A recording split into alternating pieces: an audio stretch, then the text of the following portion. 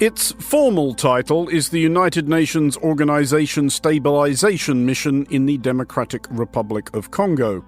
Possibly in recognition of the unlikelihood of fitting all that on a shoulder flash, the UN peacekeeping endeavour in the DRC has since 2010 gone by the acronym MONUSCO, which was a slightly more expansive update on Monocle, under which name the Blue Helmets had first deployed in 1999. We are here to support the FRDC in their effort to ensure peace, but if we are on our own, we have not the mandate to substitute FRDC. I think that this has to be very clear.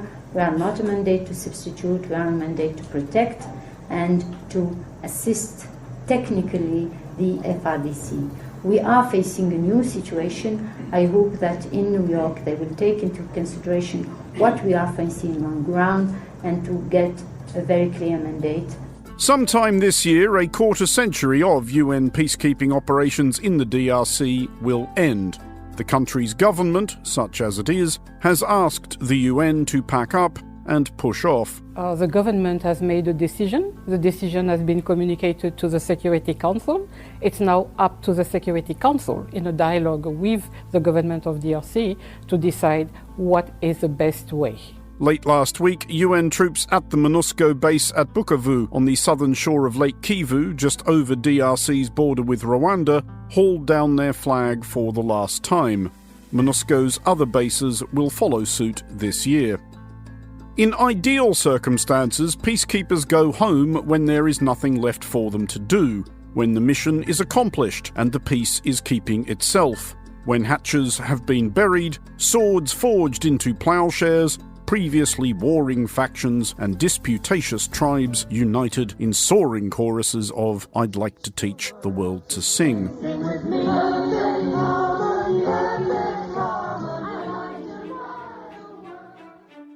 Circumstances in the DRC are far from ideal. The proverbially poor, chaotic and violent country remains poor, violent and chaotic, especially in the eastern reaches where MONUSCO forces are presently folding their tents.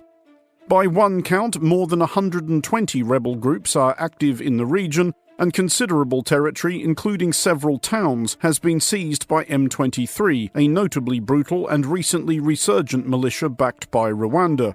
In recent months, M23 have looked increasingly serious about moving on Goma, on the northern shore of Lake Kivu.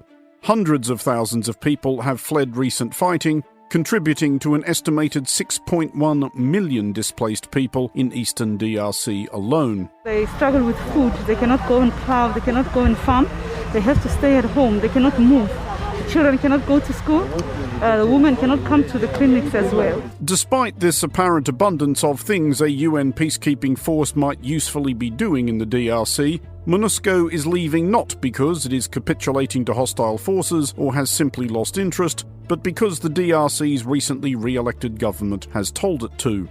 The DRC's view is that MONUSCO has been no help in protecting civilians from the predations of the militias. Late last year, a similar instruction was given for ostensibly similar reasons to a different multinational force dispatched in late 2022 under the aegis of the East African Community, or EAC. On the one hand, the DRC's case seems self-proving. If MONUSCO had been effective in warning off or taking on the militias, there wouldn't be such problems with the militias. MONUSCO has indeed been the target of protests against it by Congolese civilians angry that they appeared to be sitting on their rifles.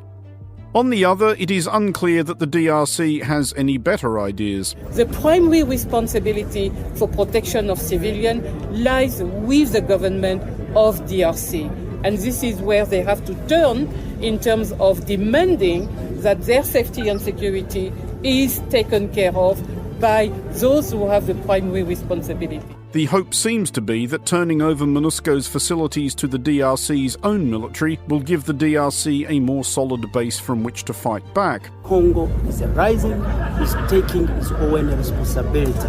And I want to assure everybody here that Congo will take over, has taken its responsibility, and they will assume it irresponsibly as a government to provide the security and the peace and also protection to its people. And even as the DRC has thrown out the UN and the EAC, it has solicited help from elsewhere.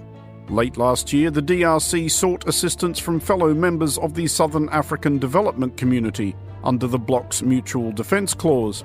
However, nerves are presently jangling in those contributing nations, South Africa, Tanzania and Malawi, after the deaths of several soldiers. In early April, 3 Tanzanian soldiers were killed when M23 mortars hit their base at Mubambiro.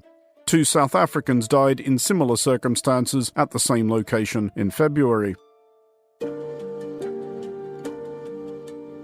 Aside from anything else, the DRC's ejection of MONUSCO is another vote of no confidence from Africa in the idea of UN peacekeeping generally. Mali threw out a long-standing UN mission last year, also accusing it, also possibly somewhat disingenuously, of failing to protect civilians. The currently 2 largest of the UN's peacekeeping missions, MINUSCA in the Central African Republic, UNMISS in South Sudan, have been the target of protests and/or other grumbling about their ineffectiveness, their corruption, and other grim behaviour. In 2021, a 450-strong contingent of Gabonese soldiers were yanked out of the MONUSCO mission in the CAR after persistent allegations of sexual abuse. Mr. President, the mission took immediate action to strictly apply the Secretary General zero-tolerance policy for all allegations of sexual exploitation and abuse. All of which comes amid a bout of soul-searching prompted by the 30th anniversary of the most monstrous failure of UN peacekeeping, the 1994 genocide in Rwanda. As the slaughter commenced, the commander of the UN mission in Rwanda, Canadian General Romeo Dallaire, pleaded with the UN for reinforcements, urging that a brigade of professional soldiers could put a stop to the carnage. The Security Council rejected his request. You can hear General, now also Senator, Dallaire discussing peacekeeping in Foreign Desk episode 390, which you can find on Monocle Radio's website. The growing lack of enthusiasm for hosting UN peacekeeping missions among some African nations is answered by a lack of enthusiasm for contributing to them, especially among the better-equipped, better-trained militaries of the West. It is not a riskless undertaking. It is, however, an increasingly thankless one. Since the first UN peacekeeping mission was deployed in 1948, at least 4,300 people have been killed serving in them, including the 272 who have perished during the MONUSCO deployment. 310 more were killed in Mali. For Monocle Radio, I'm Andrew Mueller.